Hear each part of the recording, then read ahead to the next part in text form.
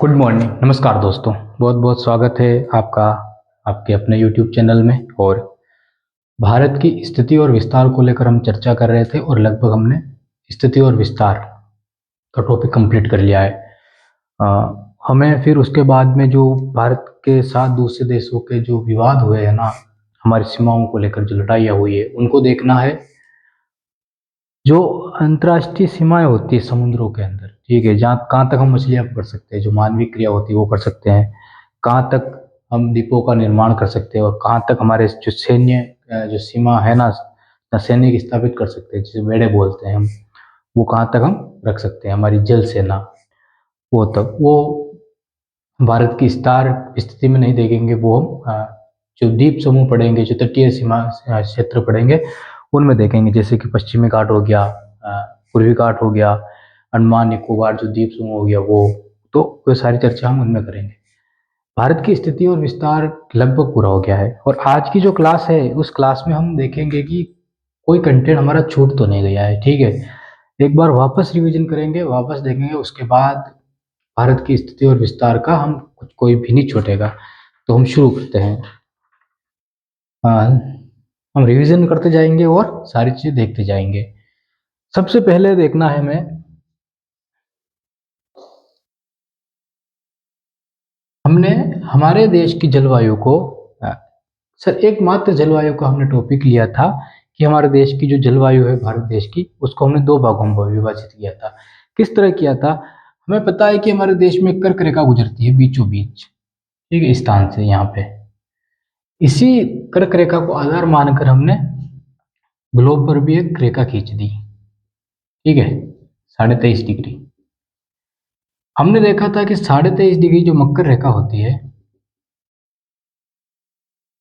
South रेख के दो, नॉर्थ के दो, ठीक है, चाहे इसको मकर रेखा के दो।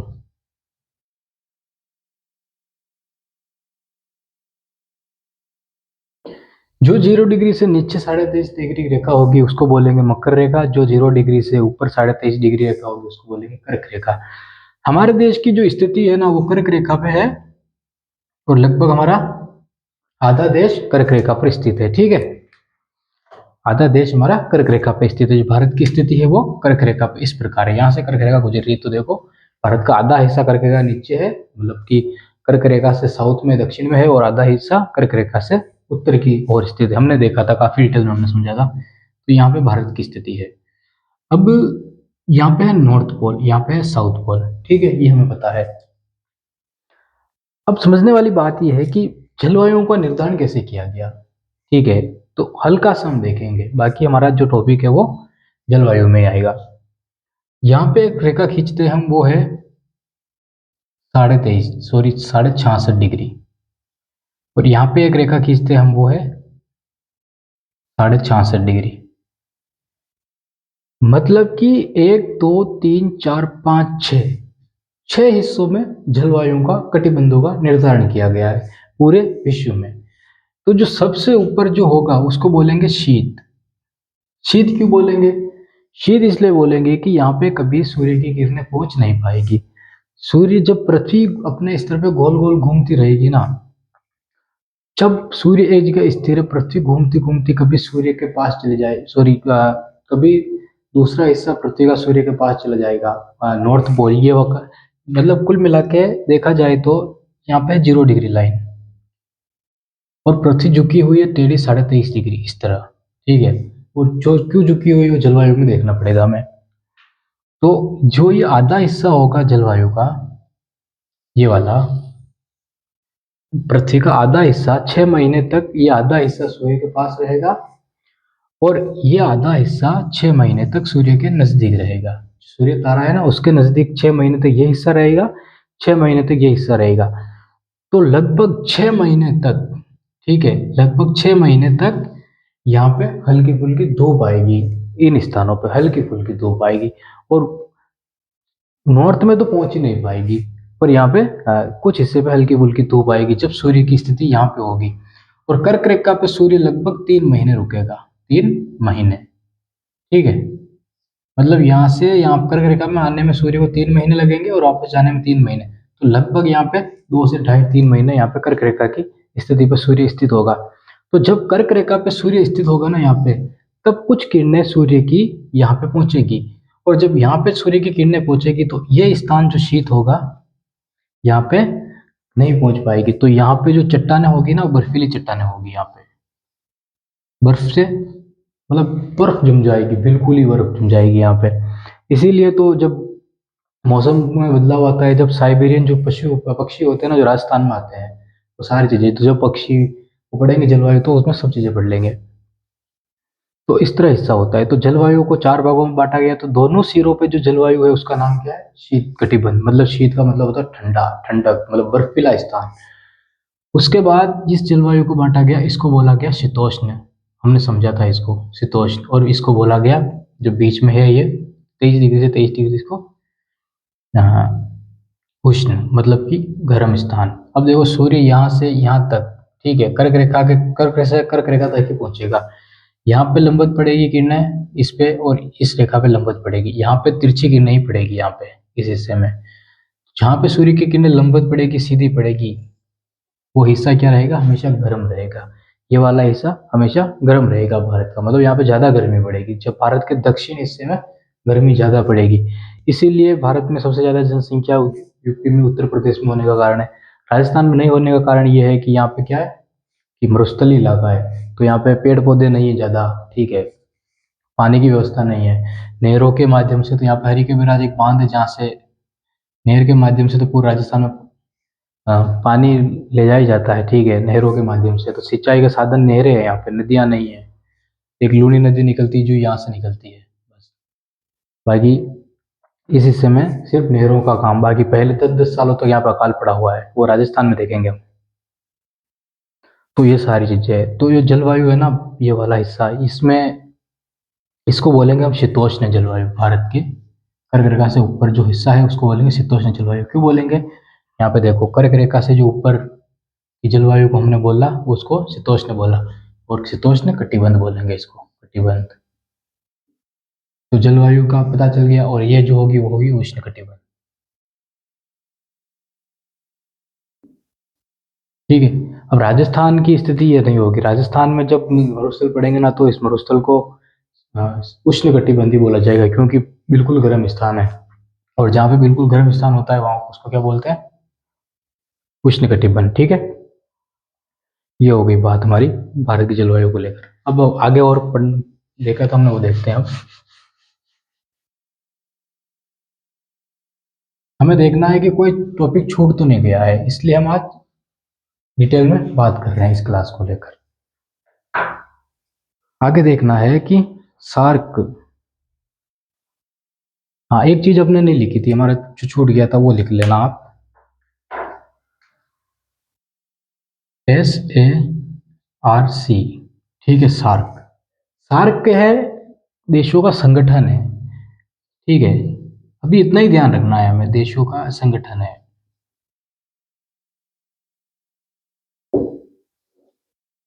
कौन से देशों का संगठन है? तो एशिया देशों का संगठन है, एशियाई देशों का, ठीक है। एशिया के दक्षिणतम देश है ना, दक्षिण एशिया के दक्षिण देशों का, ठीक है। ये तो लिखना, ये सार्क, SARC, सार्क एशियाई देखो देशों का संगठन है, ठीक है। स्थापना हुई थी, स्थापना लिख देना आप। इसकी स्थापना हुई थी 1985 में, 1985, 1985 में हुई थी स्थापना इसकी, ठीक है। दक्षिण एशिया का समूह है, 8 देशों का समूह है। इसमें 8 देश शामिल है, ये भी लिख देना। इसमें कितने देश शामिल है? 8 देश।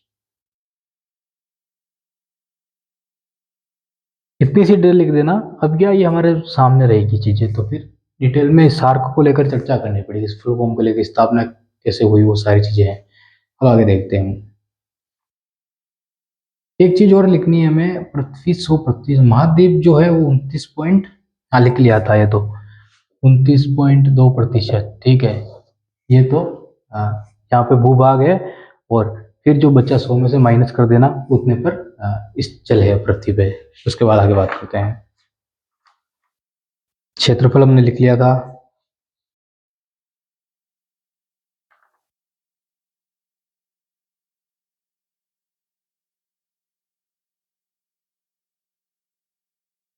तीन चीजें हमने नहीं देखी थी, देखना। यहाँ पे अंडमान निकोबार है, तो वो तो द्वीप में हम पढ़ेंगे। यहाँ पे लक्षद्वीप है, ठीक है, गुजरात के जस्ट नीचे, यहाँ पे गुजरात का टच होता है हिस्सा, मतलब ये जो लक्षद्वीप की स्थिति वहाँ पे, यहाँ पे है बिल्कुल पास। तो लक्षद्वीप है, और ये जो छोटे मोटे द्वीप है यहाँ पे, ठीक है, ये हमें पढ़ने हैं, ये हम द्वीपों में पढ़ेंगे, ठीक है, तटीय प्रदेश जो पढ़ेंगे वहाँ पे। उसके बाद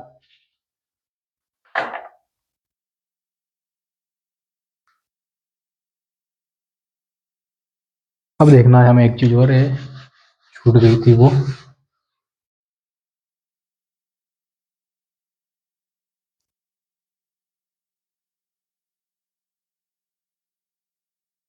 हमने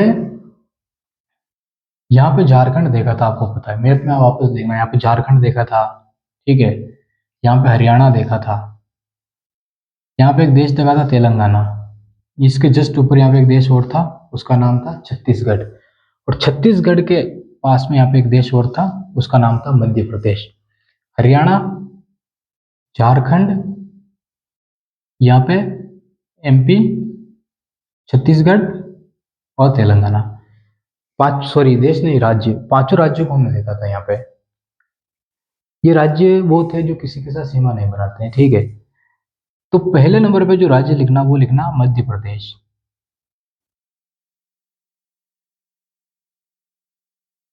दूसरे नंबर पे जो राज्य आएगा उसको लिखना छत्तीसगढ़, छत्तीसगढ़। तीसरे नंबर पे जो राज्य आएगा उसको लिखना तेलंगाना, और चौथे नंबर पे जो राज्य आएगा वो लिखना झारखंड, और पांचवें नंबर पे जो आएगा वो लिखना हरियाणा। क्या है ये है सबसे बड़ा राज्य, ठीक है, सबसे बड़ा राज्य। इन पांचों में से सबसे बड़ा राज्य, क्षेत्रफल में सबसे ज्यादा बड़ा जो क्षेत्रफल रखता है वो कौन सा है? मध्य प्रदेश। उसके बाद छत्तीसगढ़, उसके बाद तेलंगाना, झारखंड, और सबसे छोटा हरियाणा है, ठीक है। कभी कभी क्या होता है कि भारत के अंतः स्थलीय राज्य पूछ लेते हैं, मतलब कि किसी भी भारत के किसी भी तट के या बॉर्डर की सीमा नहीं बनाते वो राज्य, सिर्फ राज्यों के साथ सीमा बनाते हैं, इसलिए बोलते हैं उनको अंतः स्थलीय राज्य, मतलब राज्यों के साथ सीमा बनाते हैं, किसी भी बाहरी सीमा नहीं बनाते हैं, बॉर्डर की सीमा नहीं बनाते उनको। तो पूछ लिया जाता है कि भारत में अंतः स्थलीय राज्यों में सबसे बड़ा राज्य कौन सा है? मध्य प्रदेश। सबसे छोटा कौन सा है? हरियाणा। तो लिखना कि भारत के अंतः स्थलीय राज्यों में सबसे बड़े से छोटे क्रम में राज्य, ठीक है, हेडिंग डाल देना ये, और ये लिख लेना, सबसे बड़ा मध्य प्रदेश हो गया, सबसे छोटा हरियाणा, ठीक है। स्टार लगा के टॉपिक डाल देना। जो चीजें छूट गई थी ना, हम वो वापस कर रहे हैं, फिर हमारा ये पूरा कंप्लीट हो जाएगा स्थिति और विस्तार को लेकर।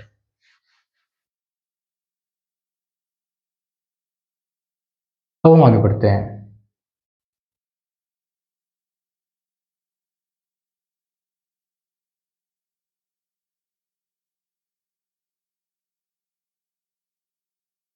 हमने देख लिया था ना, नैनी से होकर गुजरती है इलाहाबाद के निकट, इलाहाबाद शहर का नाम बदल दिया अभी, ठीक है, प्रयागराज कर दिया, तो प्रयागराज लिखना था, मैं तो कर दिया था, वो हो गया हमारा।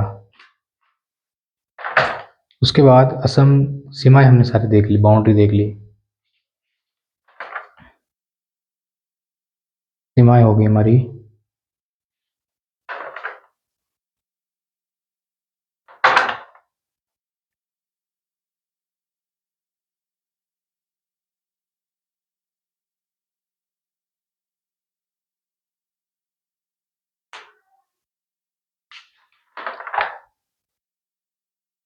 ड्यूरेंट रेखा हमने, चलो रेखाओं के विवादों की बात हमने नहीं की थी।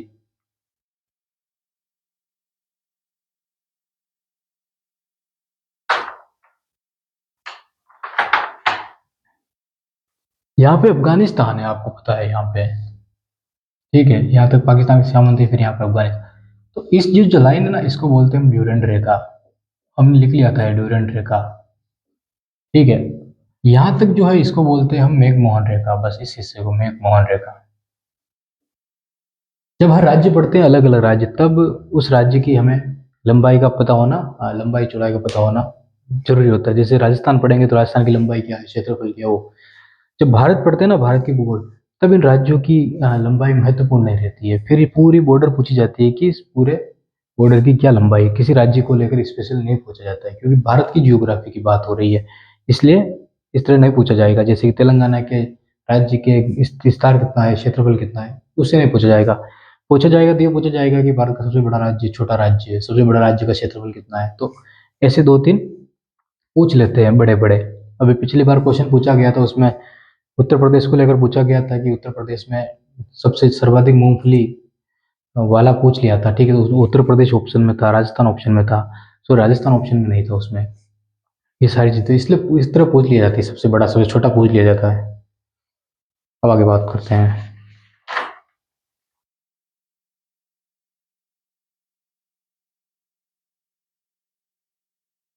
राजधानी आप सब लिख लेना, राजधानी जरूरी है।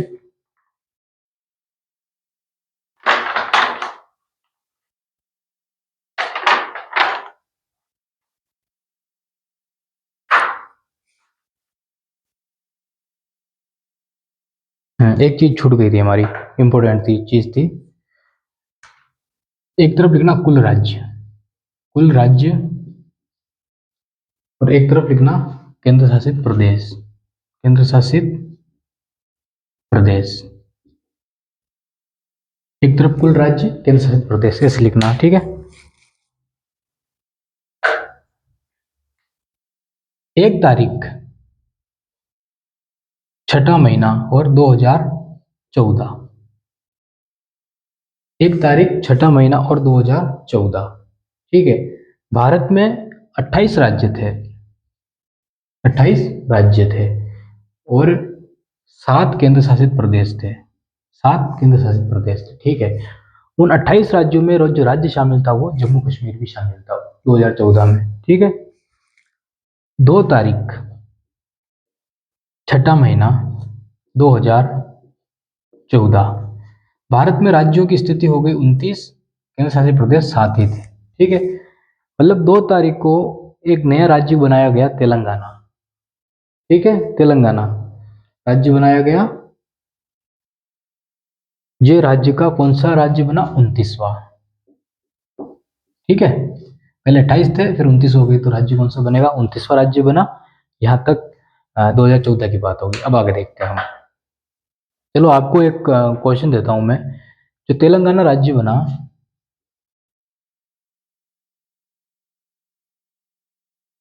पता करना है आपको कि किस राज्य से टूटकर ये अलग हुआ। काफी आसान है, तो मैं बता सकता हूँ, लेकिन आपको बताना है कि तेलंगाना आंध्र प्रदेश से टूट कर अलग हुआ, छत्तीसगढ़ से टूट के अलग हुआ, मध्य प्रदेश से टूट के अलग हुआ। ये सारे इसके पड़ोसी राज्य हैं, तो किस राज्य से टूट के अलग हुआ ये आपको बताना है, ठीक है।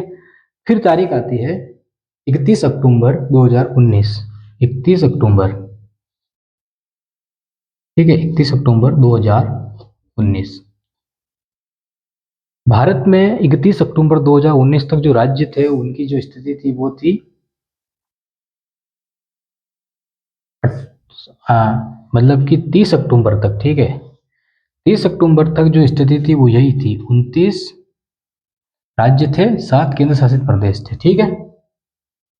लेकिन 31 अक्टूबर 31 अक्टूबर 2019 ये तारीख आई, राज्यों की संख्या हो गई 28।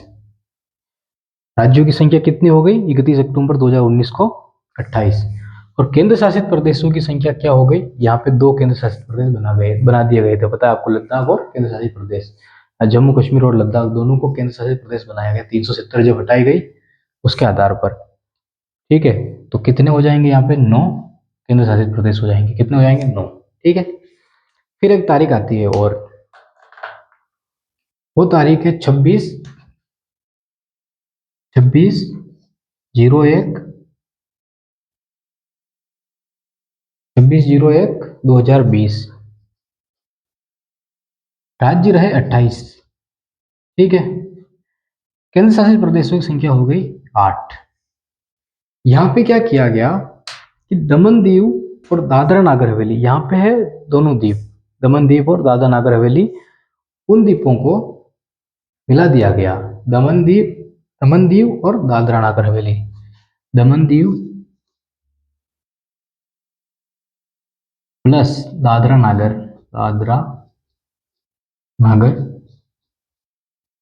हवेली, दोनों को क्या किया गया, मिला दिया गया आपस में। ठीक है, दोनों को एक ही कर दिया। जैसे कि दो राज्य अलग हुए ना, तेलंगाना, ठीक है, मान लो राजस्थान, राजस्थान और एमपी पहले एक ही राज्य थे, ठीक है, उदाहरण के लिए मान लेते हैं। फिर क्या किया कि इनको अलग किया गया, इनको अलग किया गया, तो संख्या कितनी हो जाएगी, दो हो जाएगी ना। इसी तरह दमन दीव और दादरा नागर हवेली तो द्वीप है, द्वीप मतलब कि केंद्र शासित प्रदेश उनको बोलते हैं जहाँ पे सरकार खुद का अधिकार होता है, राष्ट्रपति शासन लगाया जा सकता है और राज्यपाल की ही वहाँ पे चलती है। वहाँ पे सरकार होती नहीं होती है तो भी जो मुखिया होता है वो राज्यपाल ही होता है, ठीक है।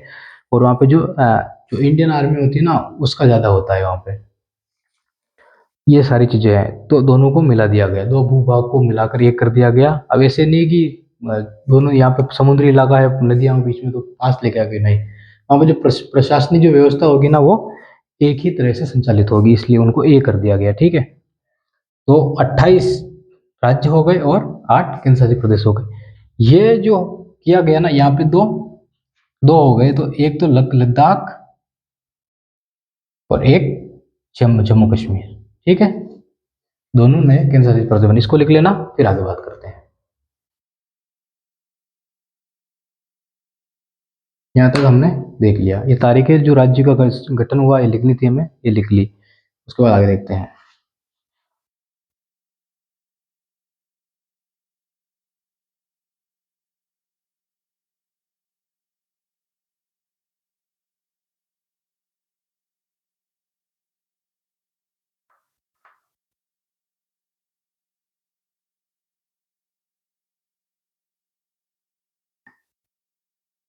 ठीक है, हटा दे।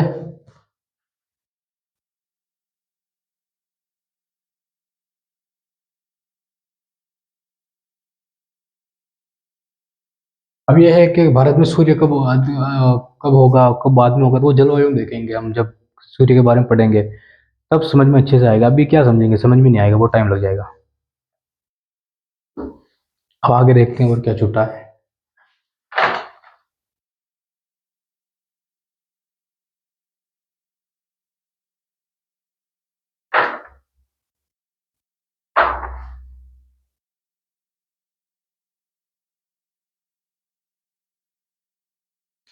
यहाँ पे है दमन दीव, यहाँ पे मैप में दर्शा देना आप, दमन दीव, दमन दीव केंद्र शासित प्रदेश, ठीक है। एक है यहाँ पे, एक यहाँ पे है, एक यहाँ पे कराईकल, और एक केरल में है माहे, ठीक है।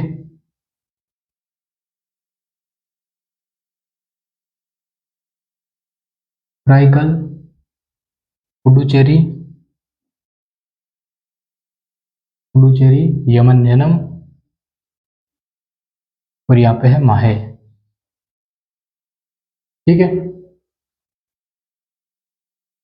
ये है तमिलनाडु में, तमिलनाडु में, ये आंध्र प्रदेश में है, और ये केरल में है।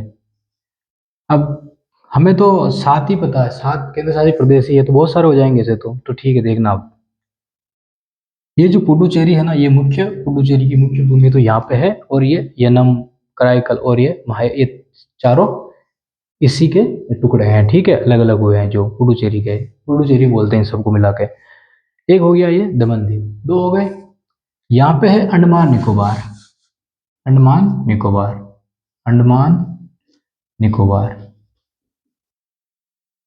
ठीक है। यहाँ पे है लक्षद्वीप, इधर भारत के आप दोनों मैप पे देखते हो तो इधर भी कुछ द्वीप दिखते हैं, इधर भी दिखते हैं, तो एक तरफ है लक्ष अंडमान निकोबार, इधर लक्षद्वीप, एक दो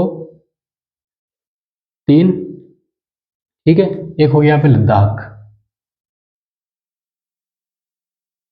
लद्दाख, ठीक है। एक यहाँ पे हो जाएगा जम्मू कश्मीर, ठीक है, ये है इंपॉर्टेंट वाला। एक यहाँ पे दिल्ली है,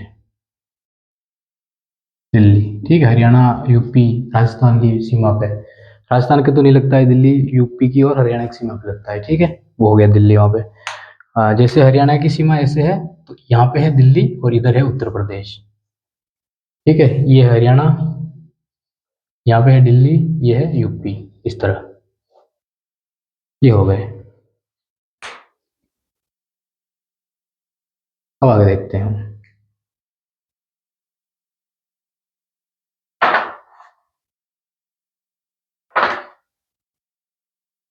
उत्तर प्रदेश लगभग 8 राज्यों से सीमा बनाता है। सबसे ज्यादा सीमा बनाने वाला जो राज्य है वो उत्तर प्रदेश है।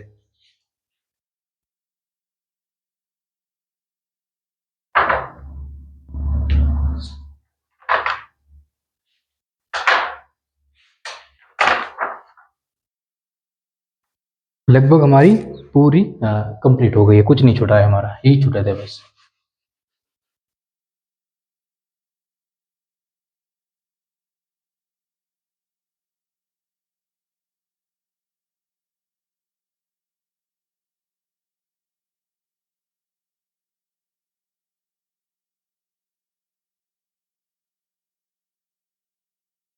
अब दो चार चीजें और है, वो लिखना, बोलू जो लिख देना। राष्ट्रीय, राष्ट्रीयता के संदर्भ में लिखना, राष्ट्रीयता के संदर्भ में, ये संदर्भ में, ये हेडिंग डालना, फिर लिखना राष्ट्रीय नदी, राष्ट्रीय नदी गंगा, राष्ट्रीय पशु बाघ, राष्ट्रीय जलीय जीव, ठीक है। राष्ट्रीय जलीय जीव गंगेन, गंगेय डॉल्फिन, गंगेय डॉल्फिन बोलते हैं, गंगेय डॉल्फिन, गंगेय डॉल्फिन, ठीक है। राष्ट्रीय पक्षी मोर, राष्ट्रीय मुद्रा रुपया, और जो रुपया का साइन बनाया गया वो ऐसे बनाया गया अपने देश में, रुपया, ठीक है, रुपया। राष्ट्रीय खेल हॉकी, राष्ट्रीय खेल हॉकी। राष्ट्रीय वृक्ष, ठीक है, उसको बोलते हैं वट वृक्ष, वट वृक्ष, वट वृक्ष। बरगद, बरगद, वट वृक्ष को बोलते हैं बरगद। राष्ट्रीय फल आम। जो राष्ट्रीय योजना होती है वो पंचवर्षीय, हर 5 वर्षों में जो बजट की दिया जाता है, मतलब क्षेत्रों को लेकर, ठीक। एक तो हर साल बजट पास होता है, एक वो 5 वर्षों की योजना बनाई जाती है, पहले बनाई जाती है, अब तो बंद कर दिया इसको, पंचवर्षीय योजना, ठीक है। हाँ, राष्ट्रीय मिठाई होगी जलेबी। राष्ट्रीय गीत आपको पता है, राष्ट्रीय गान आपको पता है, राष्ट्रीय स्तंभ आपको पता है, और राष्ट्रीय ध्वज आपको पता है। लिखने की आवश्यकता आपको है, मुझे बताने की आवश्यकता नहीं है इसमें। राष्ट्रीय वाक्य, ठीक है, वो या श्लोक, जो राष्ट्रीय स्तंभ है उस पर लिखा होता है राष्ट्रीय श्लोक या वाक्य, उसको बोलते हैं सत्यमेव जयते, ठीक है। राष्ट्रीय जो पोशाक है वो है जोधपुर कोट, जोधपुरी कोट, ठीक है। राष्ट्रीय जो नृत्य है वो है कथक, राष्ट्रीय नृत्य है कथक। कमेंट में करना कि कथक कहाँ का नृत्य है ये, ठीक है, भारत में कहाँ का नृत्य है और किस जाति में फेमस है, कमेंट में बताना मुझे। राष्ट्रीय कूटनीति, ठीक है, कूटनीति जो भारत ने अपनाई थी वो है कूटनिरपेक्ष।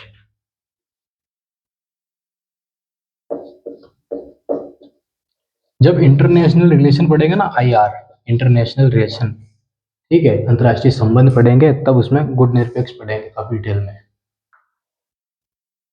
और लास्ट है राष्ट्रीय पुष्प, राष्ट्रीय पुष्प पता है आपको, ठीक है, कमल। ये सारी चीजें राष्ट्रीयता के बारे में बात हो गई, और स्थिति और विस्तार की कंप्लीट। पहला अपनी क्लास काफी लंबी चली, 17-18 घंटे, सॉरी 18-19 क्लास से चली, लगभग एक क्लास 30 मिनट, 27 मिनट, 50 मिनट पे भी गई है, ठीक है। वो सारी देखने के बाद स्थिति और विस्तार कंप्लीट हुआ, अब आगे बढ़ेंगे, ठीक है।